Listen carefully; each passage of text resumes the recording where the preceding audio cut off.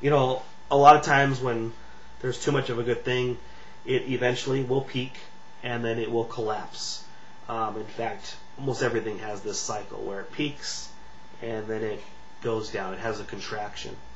You know, my hope right now is that the foolishness of Americans sees a collapse, sees a contraction, because right now Americans actually believe there's going to be a recovery. They see Wall Street dancing and having a blast. Wall Street privatized their winnings, their profits. They got bailed out by the Federal Reserve and the Treasury Department, the taxpayer essentially. And now, you know, stocks are higher, banks are making money again, borrowing at 0% and turning a profit. Genius. And things are looking up for Wall Street in the near term. And for some reason, Americans have been, they've been brainwashed over the years, but they've really been conditioned to thinking that Wall Street represents Main Street. In fact, a lot of people often say that Wall Street is a forecaster for Main Street, even though I have to remind them that before the mother of all contractions started in December of 2007 officially, November of 2007, the Dow Jones and S&P 500 hit all-time highs. So not a very good forecaster in my opinion. Anyway, back to the foolishness of Americans. You know, I saw a piece in the LA Times this weekend about Ron Paul, and it talked about how, you know, he was the fringe candidate with fringe ideas, and now it looks like this was the only guy who knew what was going on in the Capitol. And I really hope that's the truth, that people are starting to pay attention to people like Ron Paul and Peter Schiff and free market principles, which are really just natural.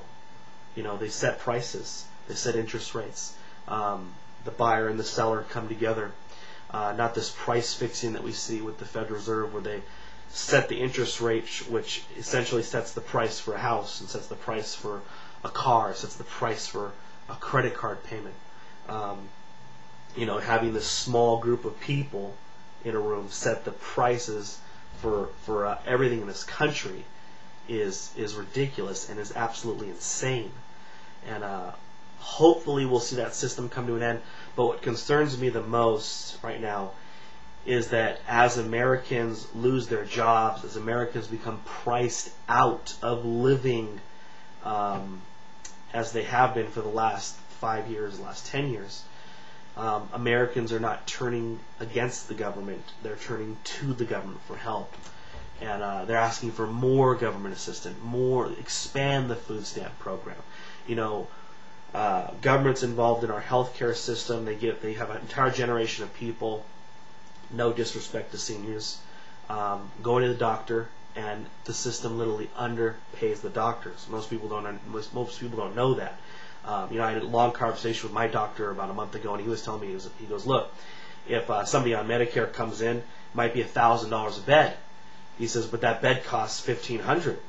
He says, we're going to let that person go in for $1,000 a day, but as soon as the guy with insurance comes in, we're going to charge him $2,000.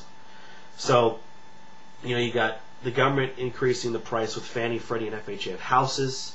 You know, let's give money to people who can't afford homes. Let's create an artificial demand for people to buy homes with tax incentives and tax giveaway, tax credits.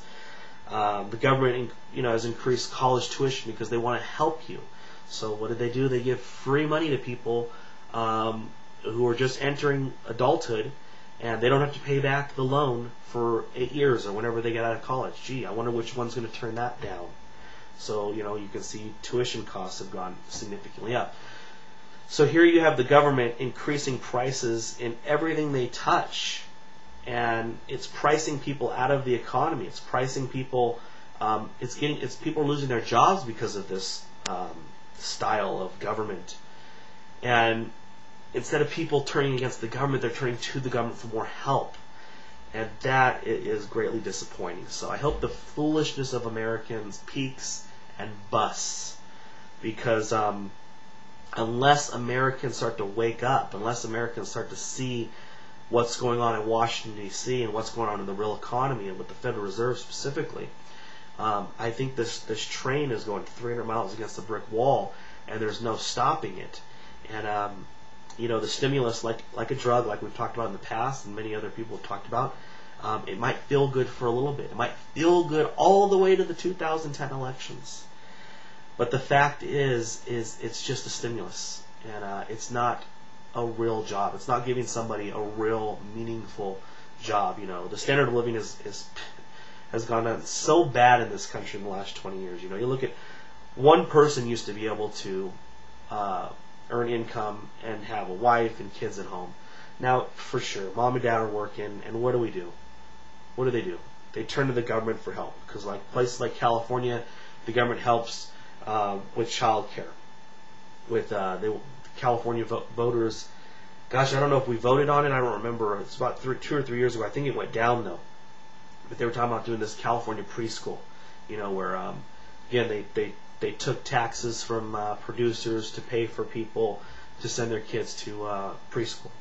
So, and I'm not trying to be mean-spirited, but I think an economy will work much better if people get to keep their money and then they spend it as they choose. Businesses that people want will thrive. Businesses that people don't want will die. That's how it should work. Right now we have an economy where if a company is going to fail because it has bad business, the government props it up. The government bails it out, especially if it's a big company like GM or any of these companies loaning money to people who shouldn't have money.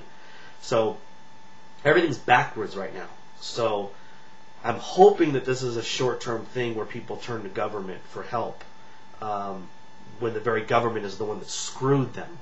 So anyway, it's a long road. That's what I'm feeling right now. I feel like a Native American on the shores in 1492. Christopher Columbus steps out and says, hey, this is going to be a prosperous relationship. Yeah, that didn't work out too well for the Native Americans, and I think that's kind of like Wall Street. Hey, guys, you bailed us out. We kept all the profits. You bailed us out. And things are looking up for all of us. Wall Street and Main Street, we're tied like this. So we'll see how that works out for Main Street.